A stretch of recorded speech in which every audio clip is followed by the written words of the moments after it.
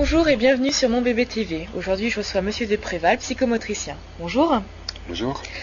Alors, en fait, j'aurais une petite question à vous poser. Je voudrais savoir si les tests de QI, de quotient intellectuel, ont un rapport avec le développement psychomoteur. Non, il n'y a pas de rapport entre le développement psychomoteur et les tests de QI.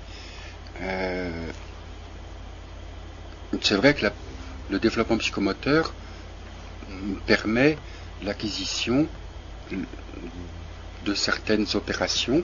Donc, dans ce sens-là, effectivement, il y a un développement de la pensée abstraite à partir des gestes.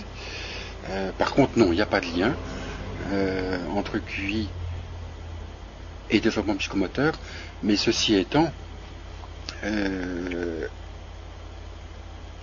test de QI, un test d'intelligence, c'est un test qu'on fait un jour à un moment donné, et c'est vrai que un test de QI n'apporte pas toujours la solution à l'apprentissage pratique des études.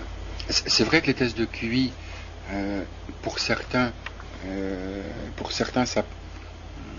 ils peuvent penser que c'est important, mais en fait, le plus important, c'est comment l'enfant va se servir de son intelligence.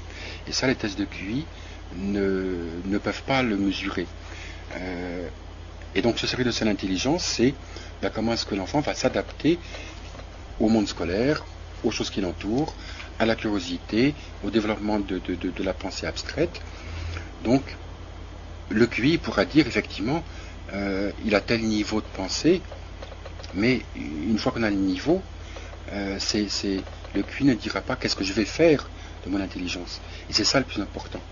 C'est l'application. Donc voilà, le test de QI donnera une note, mais le plus important, c'est comment est-ce qu'il va l'appliquer, en fait. Alors voilà, c'est pour ça que les QI, quelquefois c'est un indicateur, mais c'est pas le QI qui apporte, à mon sens, une réponse à un développement d'un enfant, en fait. D'accord. Très bien. Moi, je vous remercie de votre réponse. Au revoir.